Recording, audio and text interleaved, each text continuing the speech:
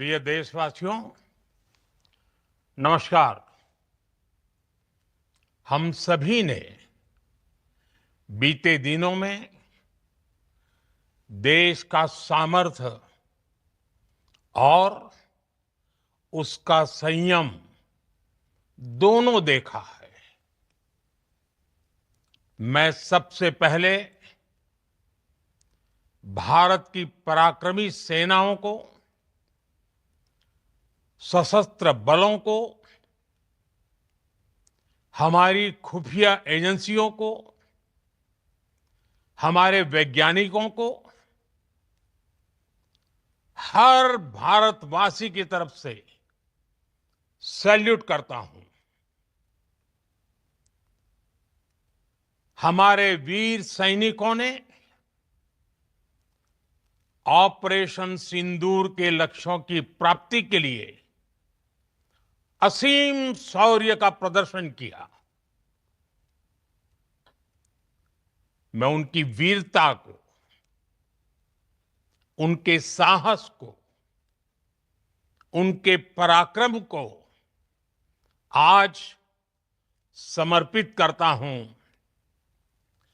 हमारे देश की हर माता को, देश की हर बहन को और देश की हर बेटी को ये पराक्रम समर्पित करता हूं।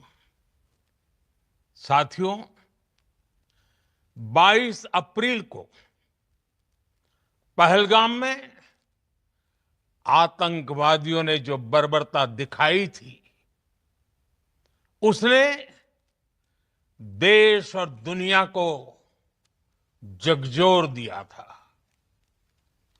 छुट्टियां मना रहे निर्दोष मासूम नागरिकों को धर्म पूछकर उनके परिवार के सामने,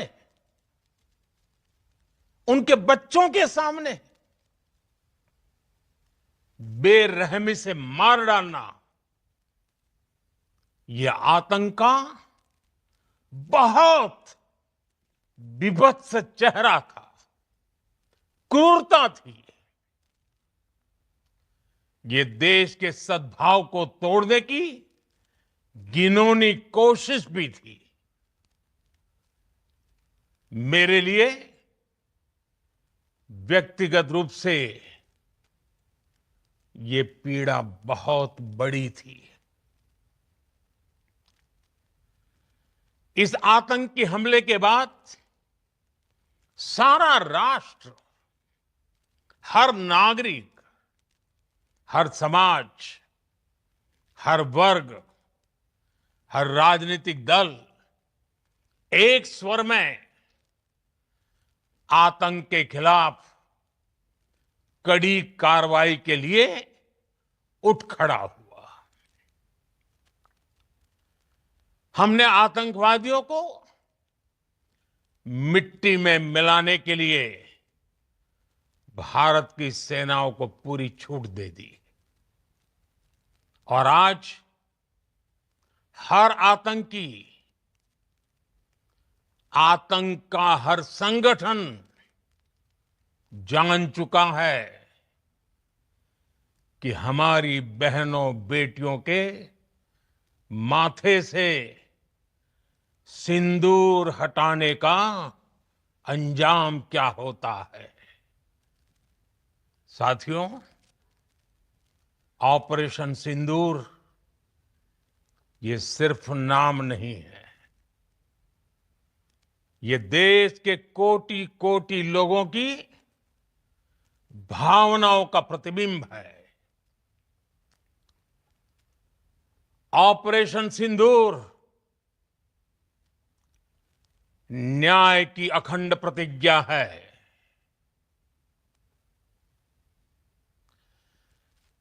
6 मई की देर रात, 7 मई की सुबह पूरी दुनिया ने इस प्रतिज्ञा को परिणाम में बदलते देखा है। भारत की सेनाओं ने पाकिस्तान में आतंक के ठिकानों पर, उनके ट्रेनिंग सेंटर्स पर सटीक प्रहार किया। आतंकियों ने सपने में भी नहीं सोचा था कि भारत इतना बड़ा फैसला ले सकता है। लेकिन जब देश एकजुट होता है, नेशन फर्स्ट की भावना से भरा होता है, राष्ट्र सर्वोपरि होता है, तो फौलादी फैसले लिए जाते हैं, परिणाम लाकर दिखाए जाते हैं। जब पाकिस्तान में आतंक के अड्डों पर भारत की मिसाइलों ने हमला बोला, भारत के ड्रोन्स ने हमला बोला, तो आतंकी संगठनों की इमारतें नहीं, बल्कि उनका हौसला भी थर्रा गया। बहावलपुर और मुरिद के जैसे आतंकी ठिकाने एक प्रकार से ग्लोबल टेररिज्म की यूनिवर्सिटीज रही है। दुनिया में कहीं पर भी जो बड़े आतंकी हमले हुए हैं, चाहे 9/11 हो, चाहे लंदन ट्यूब बॉम्बिंग हो, या भारत में दशकों से जो बड़े बड़े आतंकी हमले हुए हैं, उन सब के तार कहीं ना कहीं आतंक के इन्हीं ठिकानों से जुड़ते रहे हैं। आतंकियों ने हमारी बहनों का सिंदूर उजाड़ा था, इसलिए भारत ने आतंक के ये हेडक्वार्टर्स उजाड़ दिए। भारत के इन हमलों में 100 से अधिक खूंखार आतंकवादियों को मौत के घाट उतारा गया है। आतंक के बहुत सारे आका बीते 2.5-3 दशकों से खुलेआम पाकिस्तान में घूम रहे थे, जो भारत के खिलाफ साजिशें करते थे। उन्हें भारत ने एक झटके में खत्म कर दिया। साथियों, भारत की इस कार्रवाई से पाकिस्तान घोर निराशा में गिर गया था, हताशा में गिर गया था, बौखला गया था।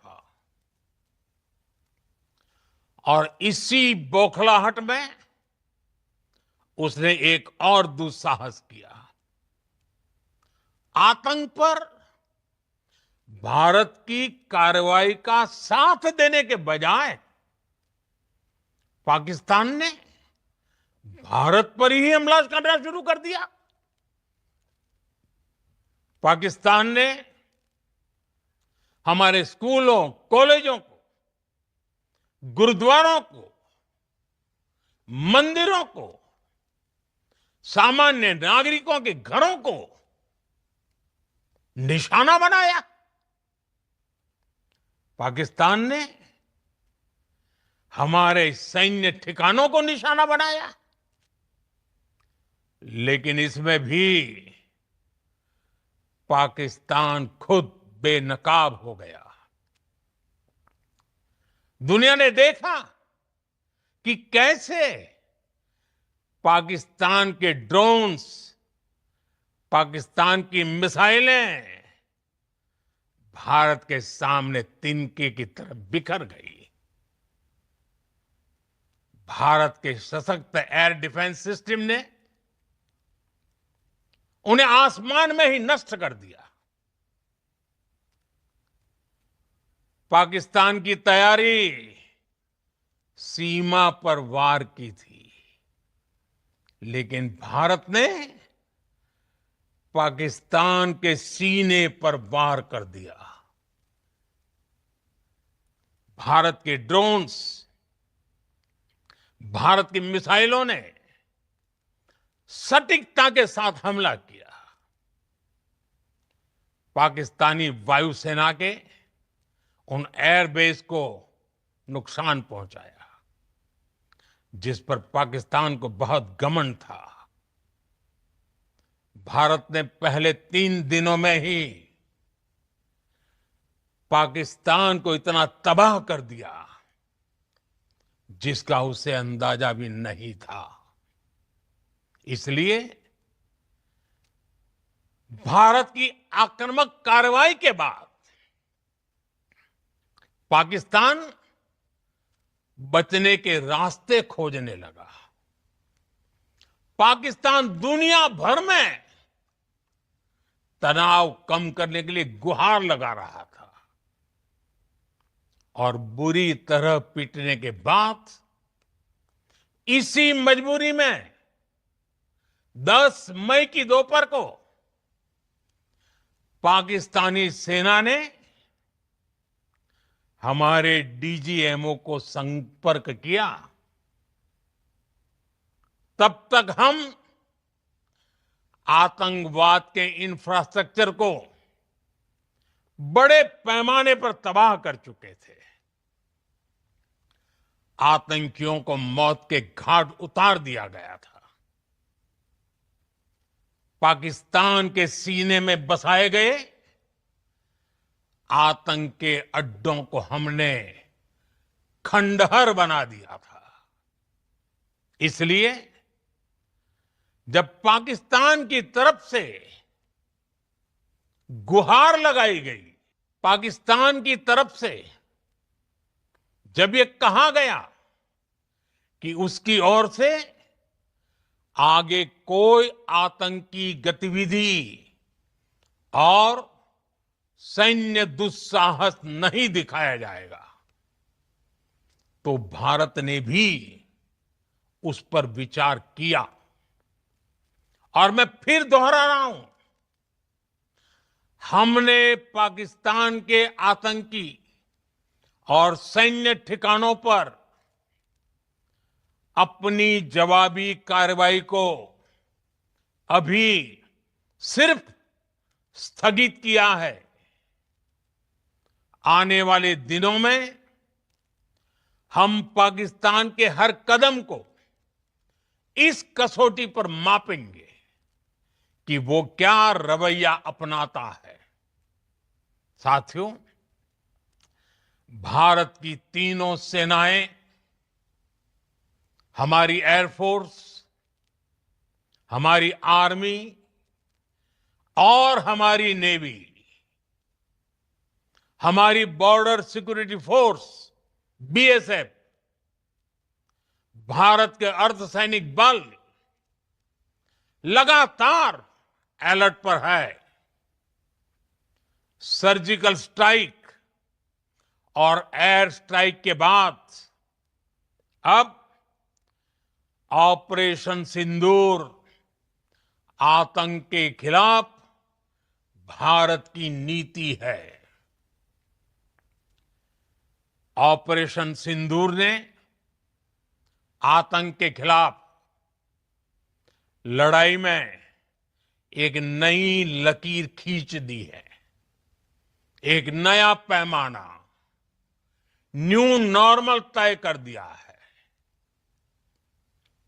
पहला, भारत पर आतंकी हमला हुआ तो मुंह तोड़ जवाब दिया जाएगा। हम अपने तरीके से, अपनी शर्तों पर जवाब देकर रहेंगे।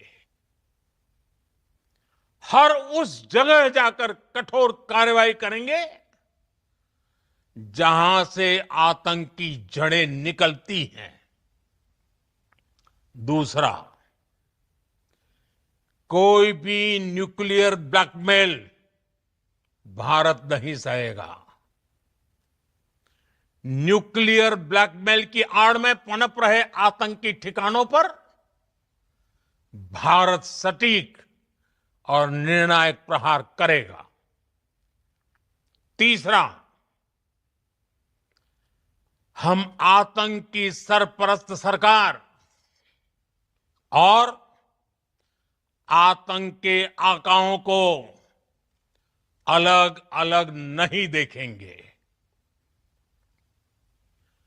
ऑपरेशन सिंदूर के दौरान दुनिया ने पाकिस्तान का वो घिनौना सच फिर देखा है, जब मारे गए आतंकियों को विदाई देने पाकिस्तानी सेना के बड़े बड़े अफसर उमड़ पड़े। स्टेट स्पॉन्सर्ड टेररिज्म का ये बहुत बड़ा सबूत है।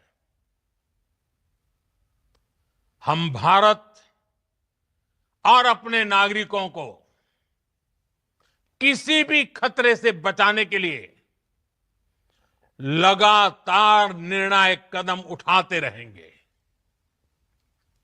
साथियों, युद्ध के मैदान पर हमने हर बार पाकिस्तान को धूल चटाई है और इस बार ऑपरेशन सिंदूर ने नया आयाम जोड़ा है। हमने रेगिस्तानों और पहाड़ों में अपनी क्षमता का शानदार प्रदर्शन किया और साथ ही न्यू एज वॉरफेयर में भी अपनी श्रेष्ठता सिद्ध की। इस ऑपरेशन के दौरान हमारे मेड इन इंडिया हथियारों की प्रामाणिकता सिद्ध हुई।